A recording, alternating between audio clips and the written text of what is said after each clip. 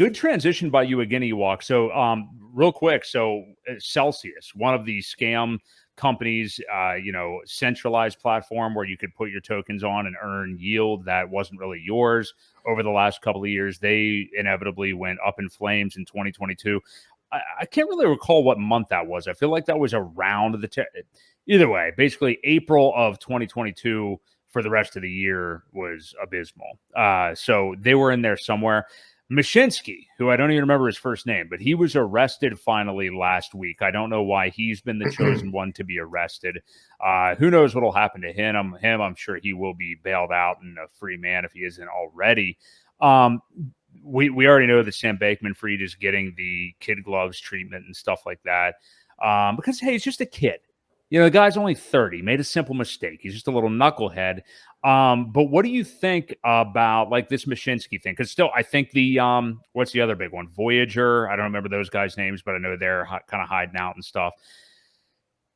None of these people are going to be brought to proper justice, of course. But what do you think, like, just the arrest of Mashinsky might mean? Is he just the one that the establishment wants to make an example out of because he's older? I don't know. I mean, what do you make of this? I mean, it's good that it happened, I guess, but yeah. I don't think many of these guys are going to get their comeuppance here. Well, I don't either. I don't think any of them are. And, SBF was arrested too. So, I mean, it doesn't, just because they're arrested, doesn't mean they're thrown away.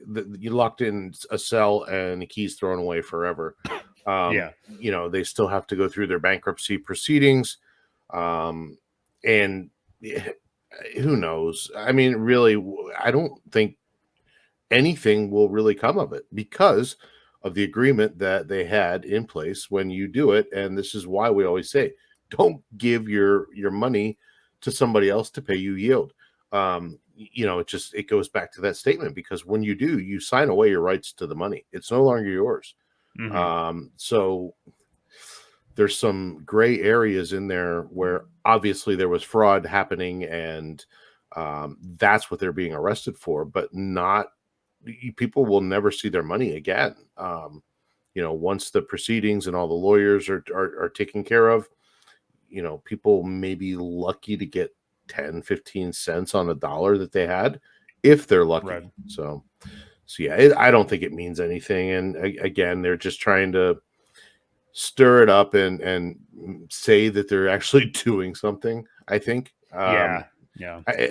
But yeah, what good does it do? I really don't know, because they don't receive, the punishment for stealing billions of dollars from people.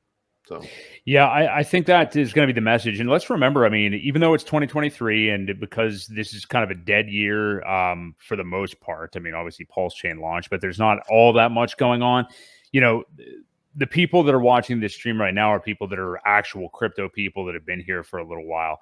The people that are going to be entering the market next year, 2025, maybe even 2026, they don't realize the difference between centralization versus DeFi. So if another platform, and who knows, I mean, somebody else is probably going to try some kind of centralized crypto staking mechanism. I mean, I'm sure it's going to happen. I mean, exchanges are doing it now, but not quite as bad as something like Celsius or anything. But right. I'm sure we're going to see something like that again, and people will need to know the difference. So, you see it every cycle.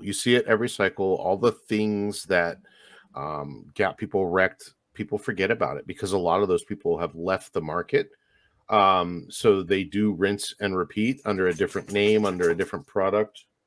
And they always come back and it works until it doesn't. It works until the bear market happens, which it does every cycle. There is another one of those to come too. So the products themselves, like the reflection tokens and the all the games and the lending, and you will see all of that return under a different name.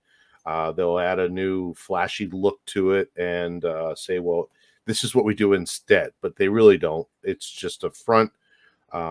And people will lose millions again.